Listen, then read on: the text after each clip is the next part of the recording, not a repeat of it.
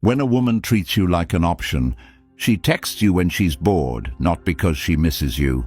She remembers you when the one she wants forgets her. You're the one she uses for attention when her ego's low. You're the backup plan she knows will always say yes.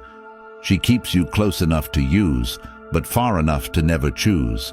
She'll keep you guessing, while chasing someone else without hesitation. And if you ever call it out, she'll say you're overthinking it. But deep down, you feel it, the disrespect, the emotional distance. Now it's time to stop feeling it and start doing something about it. If you're serious about changing your story, comment, "I am the prize." Number 1. Stop explaining your worth. Every time you try to explain your worth to someone who doesn't see it, you give away a piece of your power, and most men don't even realize it because they've been conditioned to think that love requires performance, that value is proven through sacrifice, that you must keep proving you're worthy of a place in someone's life, even when they keep showing you through actions that you're just a tool they pick up and put down when convenient. And what's worse is that they confuse attention with care. They think long replies mean love, and they believe that explaining their intentions will somehow open her eyes and make her treat him right. But it won't, because respect is never given in response to a monologue. It's given in response to presence, and if you have to constantly tell someone why you matter, you're trying to sell your value to someone who already walked past the shelf, and while you're typing out essays about how you feel, she's texting another option who didn't explain, he just was. And that's what you need to understand. You are not a speech, you are not a pitch, you are not something that needs to be packaged and presented for approval. And the minute you stop trying to be understood and start focusing on becoming undeniable, you will feel a shift so strong it becomes a lifestyle, not a moment. And you'll notice how people treat you differently, not because they suddenly changed, but because you finally respected yourself enough to stop begging for what should have been offered freely.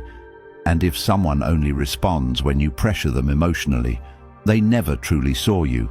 They only feared losing your attention, which isn't the same as valuing your presence.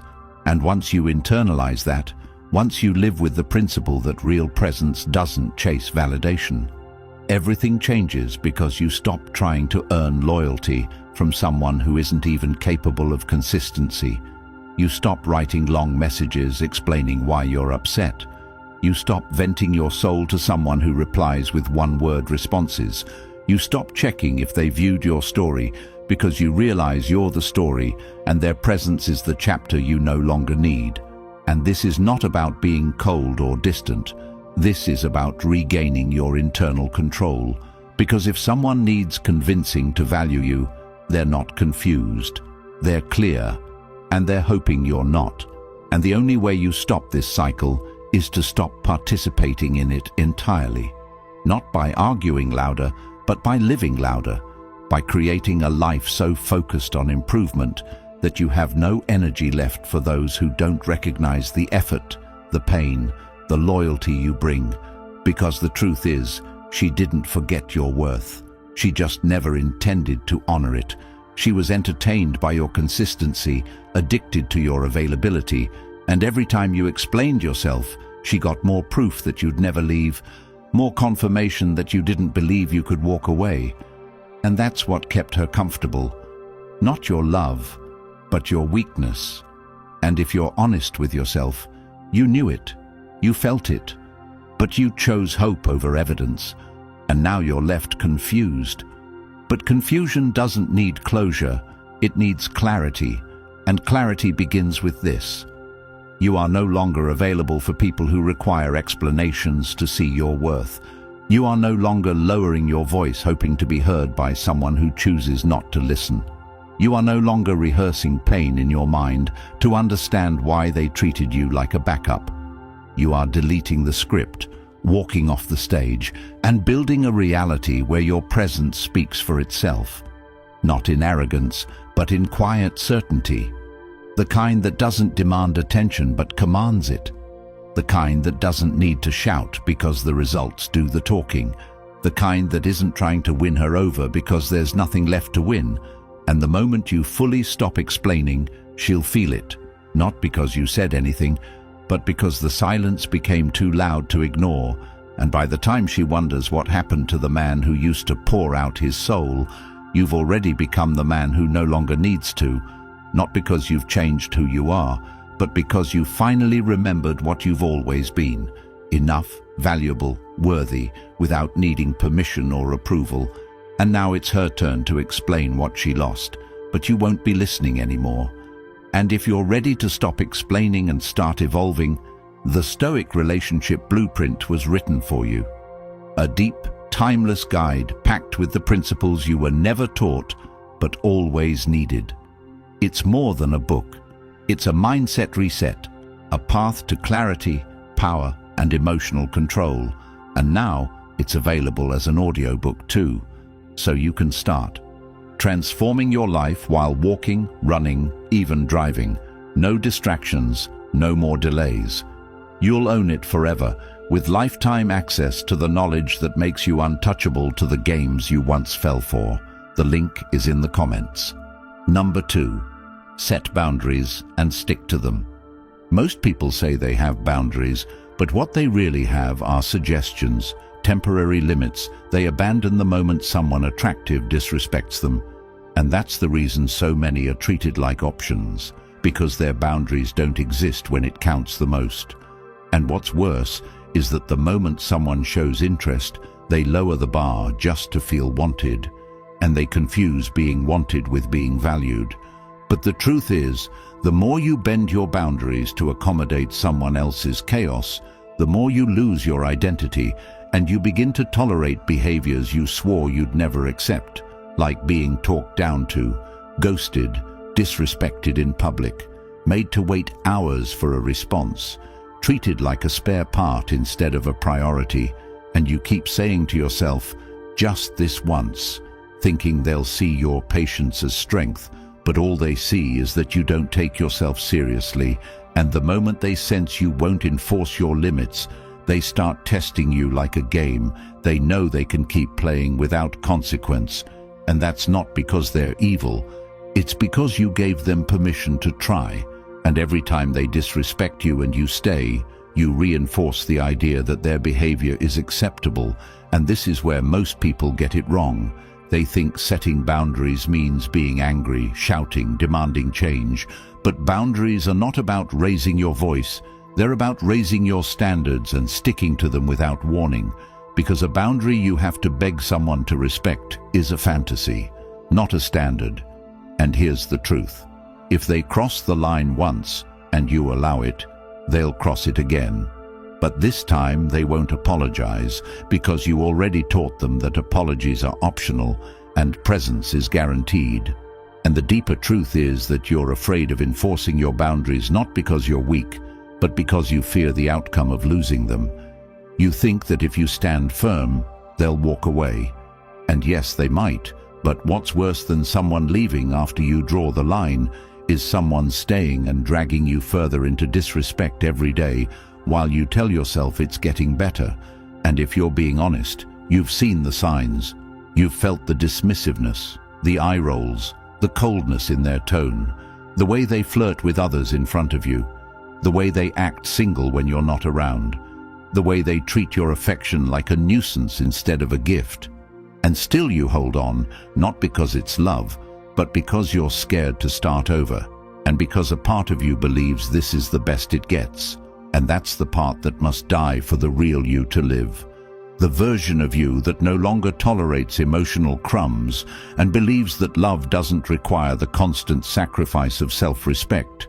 And to become that version, you have to stick to your boundaries like they are laws, not preferences. And that means when someone disrespects your time, you remove your time. When someone mocks your needs, you remove your presence. When someone gives you half effort, you don't ask for more. You give less access, not because you're playing games, but because the value of your energy is not up for debate. And that's the truth no one wants to hear. That you teach people how to treat you by what you tolerate, not by what you say. And if your actions don't match your words, Your words mean nothing, and if you say, "I won't tolerate disrespect," but still answer calls from people who disrespected you last week, then your standard is fake, and people will treat you accordingly, because the ones who truly value you won't even come close to testing your boundaries. They'll recognize them and rise to meet them, but the ones who don't, they'll push, they'll manipulate, they'll guilt trip, they'll pretend to change until they're comfortable again, and then they'll go back to who they always were, and that's where your boundary must become a door, one they walk through once and don't get a second chance if they slam it behind them. And yes, it will be hard at first. You'll doubt yourself. You'll want to explain why you're pulling back, but you don't owe anyone an explanation for protecting your peace. You don't need to justify your standards to someone who keeps proving they don't meet them. And the moment you stop negotiating with people who test your limits, you'll feel something strange. Peace. Not because life is perfect, but because the wrong people no longer have access to interrupt it, and that peace. It becomes addictive, it becomes your new baseline, and you'll start to see every message, every invitation, every request, not as a compliment, but as an access request. And unless their behavior aligns with your boundaries, the answer is no. Without guilt, without second guessing, without thinking, maybe you're being too harsh because you're not. You're just finally being honest about what you deserve. And if that honesty cost you people, they were never assets in the first place. And every time you enforce a boundary and lose someone, you don't lose, you gain clarity. And in that clarity, you'll build a life where you no longer fear being alone, because you know being surrounded by people who make you feel invisible is far worse than solitude. And that's the switch, the shift, the reset. When you finally understand that boundaries are not about keeping others out, they're about keeping yourself intact, and the moment you honor them without hesitation, you stop being an option and start becoming a standard. Number 3, focus on your goals. Every second you spend thinking about someone who's treating you like a backup is a second you steal from the life you could have built. And what most people don't realize is that distraction is the most dangerous poison, not because it kills you instantly, but because it slowly erodes the drive inside you. It turns your mind into a screen where her name keeps playing on loop, and you start checking your phone instead of checking your progress. And what makes it worse is you don't even notice it happening. You think it's just a phase, a rough week, a temporary heartbreak. But it's not temporary if it becomes your default. And when your focus shifts from your mission to her attention, you've already lost, not because she took your power, but because you gave it away voluntarily. And this is where the truth hits hardest. She doesn't care if you're distracted. She doesn't care if your dreams fall apart while you wait for her to reply, because to her, your silence means nothing if she's still entertained elsewhere. And the only way you rise from this trap is by cutting off everything that keeps you in the loop of waiting, wondering, hoping, and instead build a system around your time, energy, and mind that leaves no space for emotional parasites. And yes, that means being ruthless with your priorities, because if your goals don't become your obsession, your pain will, and you know this already. You've felt it. The way your productivity crashes when she ignores you, the way your sleep breaks when you imagine her with someone else, the way you say you're fine but can't even focus for 10 minutes without drifting back into old conversations in your mind. And if that's where you are, the solution isn't more motivation, it's structure, discipline, design, and focus. And it starts with this. Set a deadline. Pick one target that would change your life if you hit it. Whether it's money, health, skills, or freedom, and go all in, not halfway, not when you feel like it, not when she's acting right, but now, even in the pain, even in the heartbreak. Because the truth is, your goals don't care if you're hurting, they only respond to action, and the longer you let distraction hold you back, the harder it becomes to remember who you used to be before she became your center, and that version of you. He didn't wake up checking messages, He didn't delay work because of emotion. He was focused, locked in, silent, building. And it's time you return to him, not by forcing it, but by designing your life so powerfully that you don't have time to sink into overthinking. And that means waking up early, training hard, eliminating digital noise, feeding your mind with direction, and being so locked into your journey that even when she tries to crawl back into your mind, you don't even notice because your reality has outgrown your past. And this isn't about being heartless. It's about being aligned with your future. And once you experience that alignment, once your days are filled with progress and momentum, you'll start seeing everything differently. The games, the tests, the manipulation. And they won't affect you, not because you're numb, but because you've elevated. And elevation changes perspective. So stop asking if she sees your worth, and start becoming the person whose success makes that question irrelevant. And yes, there will be moments where you'll feel like reaching out, like checking her page, like replying to that message. But in those moments, remind yourself what's at stake. Not just pride, but potential. Because every time you chase temporary comfort, you sacrifice long-term power.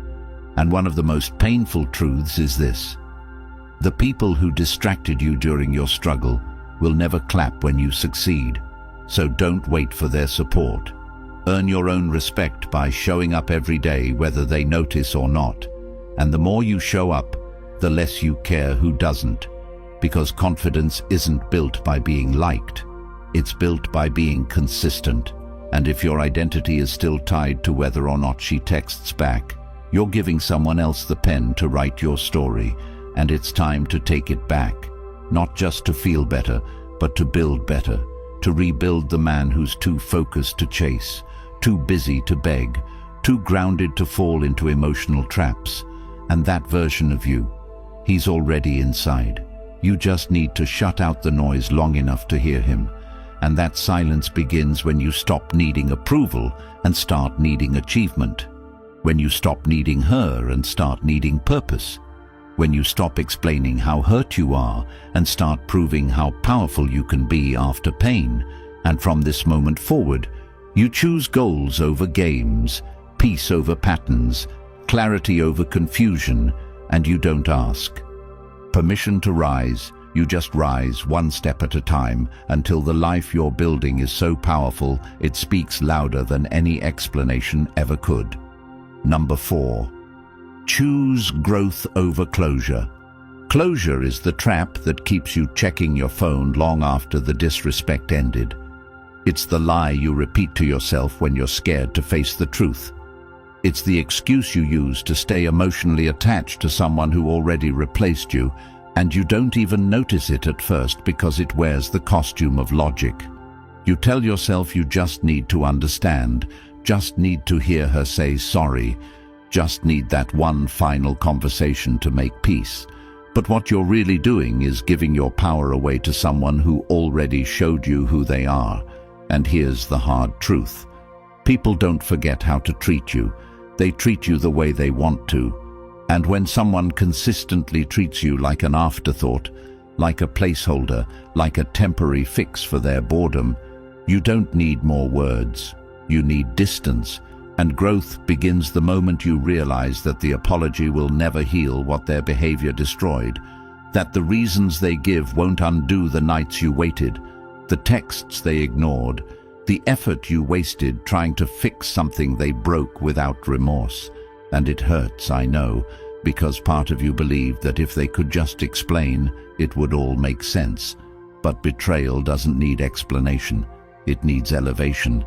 And elevation starts when you stop chasing clarity from people who made your life confusing on purpose, because someone who lies to your face, hides their phone, gives you mixed signals, then blames you for overreacting is not confused. They're calculated. And when you keep opening that door waiting for a better answer, you keep stepping into the same pain that already proved it doesn't change. And this is where most people stay stuck, trapped in analysis, dissecting every word, every text, every silence, hoping that if they just figure it out, they'll finally get peace. But peace doesn't come from decoding her decisions. It comes from making your own. And the only decision that leads to freedom is choosing growth over closure. Because growth is forward and closure is a loop. And every time you wait for closure, what you're really doing is hoping she'll validate the pain she caused. But people who cause pain without care do not offer healing. They offer more delay, and you don't need that. What you need is to break the pattern by becoming unavailable to the person who made you question your value in the first place. And that starts by stopping the chase, not just physically, but mentally, emotionally, spiritually. Stop replaying the memories. Stop fantasizing about her realizing your worth. Stop imagining scenarios where she changes and begs to come back. Because that's not healing. That's hope dressed in fantasy, and it's killing your progress.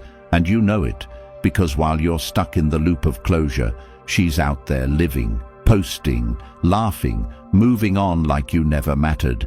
And that's the wake-up call. Not to become bitter, but to become better, sharper, focused, untouchable. Not because you're pretending it didn't hurt, but because you've decided the pain is now your fuel, not your anchor. And when you fully commit to growth, you begin to see everything differently. You stop blaming yourself. You stop chasing conversations. You stop needing anything from someone who had everything and still chose to act like you were disposable. And you start rebuilding yourself piece by piece, habit by habit, day by day, without shortcuts, without waiting for her to notice. Because real growth is silent. It's done when no one claps. And it's the kind that turns you into someone who no longer fits in the version of life where she was the center. And if you really want to move forward, start by writing down the lessons. What did this teach you about your standards, your emotional discipline, your time management, your self-respect? Because there's power in reflection, but there's weakness in obsession. And if you're still stalking her socials, still reading old messages, still fantasizing about the day she texts, "I miss you," then you haven't chosen growth. You've chosen stagnation, and you need to stop, not for her, but for you, because the man you're meant to become is waiting behind the pain you keep recycling, and you don't get to meet him until you let go of the version of you that needed her love to feel complete. And no matter how good the memories were, they do not justify staying stuck in a situation that broke your spirit, because memories are real, but they are not more important than reality. And if reality shows you that she didn't value consistency, loyalty, effort, or honesty, then it's time to walk forward without looking back. Not because it's easy, but because it's necessary. And the next time you feel tempted to ask for closure, remind yourself, the door is closed, not because you weren't enough, but because they couldn't handle the level of love you brought, and they disrespected it. So now your only job is to never let that level of disrespect get access again. And when you live like that, grounded, focused, clear, you don't just heal, you evolve, and the version of you that comes out on the other side. He doesn't need closure because his life speaks louder than any text ever could. Number 5. Walk away without drama. There is nothing more powerful than walking away without explaining yourself, without seeking approval, without making a scene, just leaving silently with all your dignity intact and your focus redirected toward the life you should have been building from the beginning. Because most people mistake walking away for weakness, when in truth, it's the clearest statement of self-worth you could ever make. And the reason it's so hard is because ego wants to win the argument. Your pride wants the last word. Your hurt wants to be acknowledged. But none of that heals you. None of that makes them respect you. It only gives them more power over you, because now you've shown that they still have the ability to trigger you, to shake you, to keep you emotionally bound to a version of yourself that should have been buried the moment they chose to disrespect your presence. And what hurts the most is that they don't feel bad, not in the way you think they should, because people who truly care about you don't put themselves in positions where they might lose you. And if she was ever serious about you, she would have shown it with actions, not with recycled words and temporary affection that only showed up when it benefited her. And you know this deep down. You've seen the patterns, the inconsistency, the disappearing acts when she's bored of you, and the sudden sweet messages when things fall apart with someone else. And yet you stay, hoping it's just a phase, hoping she'll change. And that hope, it's killing your growth. It's distracting you from becoming the person who doesn't wait for closure, who doesn't explain his worth, who doesn't tolerate disrespect even in small doses.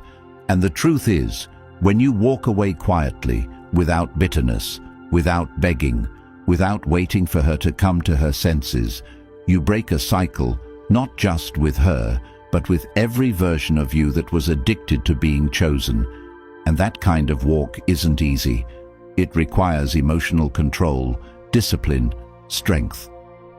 Most people never develop because they're too busy performing their pain instead of processing it. But you don't need to perform. You need to evolve, and evolution begins when you decide that her confusion, her disrespect, her lack of effort, her breadcrumbing, her fake apologies, her cold detachment, none of that deserves your energy anymore. Not because you hate her, but because you finally love yourself enough to stop offering loyalty to someone who treated it like an option. And that's what walking away truly means. Not ghosting, not punishing, but protecting. Removing your time from places where it gets wasted, and your peace from people who don't value it. And don't be surprised when she tries to come back. Not because she realized your worth, but because she noticed you pulled away completely. And people only feel loss when access disappears, not when love does. And by then, you've already moved different, talked different, walked different, built different, because the version of you that once tolerated being treated like a backup no longer exists. And if you do ever cross paths again, let her meet the man who no longer breaks his standards just to feel accepted, who no longer explains his value to people committed to misunderstanding it, who no longer replies out of habit but responds only to peace, purpose, and progress. Because when you get to that level, you don't need to block her to prove a point. You just never look back, because there's nothing to return to. And silence becomes your confirmation, your revenge, your transformation. Because silence is not about ignoring her. It's about answering to yourself first. And from now on, every time someone shows you their priorities and you're not on the list, you exit the conversation without warning. Every time someone plays with your time, you take it back without guilt. Every time someone chooses comfort over commitment, you choose freedom over fantasy, because nothing destroys your future faster than staying emotionally loyal to someone who already checked out, and nothing rebuilds your identity faster than detaching without apology. And yes, it hurts, especially when you still care, especially when you gave everything. But that pain, it sharpens you, and you'll carry it for a while, but eventually it becomes clarity, and that clarity builds habits, and those habits build the version of you that doesn't beg for closure, that doesn't chase explanations, that doesn't replay old arguments in the shower, hoping to win them this time. Instead, you get to a point where even if she came back with perfect words, it would be too late. Not because you're being petty, but because you finally became whole without her approval, and that wholeness is the ultimate goal. Not winning her back, not proving a point, but creating a life so rooted in discipline, purpose, and inner respect that no situation, no heartbreak, no rejection ever pulls you back into being the man who used to beg for someone to treat him right, because now you don't ask. You walk, and you walk, not out of anger, but out of alignment. Because if your presence doesn't inspire effort, your absence will teach the lesson, and by then, you won't even be watching. If you're tired of being told to be patient while getting disrespected, if you're done being emotionally drained, second-guessed, and treated like a placeholder, then the Stoic relationship blueprint is your next step. Not for her, but for you. This isn't just a book. It's the manual you were never given, packed with timeless Stoic principles that will flip everything you thought you knew about relationships, power, and peace. It's now available as an audiobook too, so you can start transforming your mind while walking, jogging, or just reclaiming your time. Society never wanted you to have this kind of clarity, because once you have it, you stop being controlled. This isn't for the weak, it's for the man who's ready to stop chasing and start choosing himself. The link's in the comments. Own it once, keep it forever. If you're ready, comment, "I choose peace." Hit the like button and subscribe, not just to support this channel, but to help another man out there find this truth before he wastes years chasing what was never real.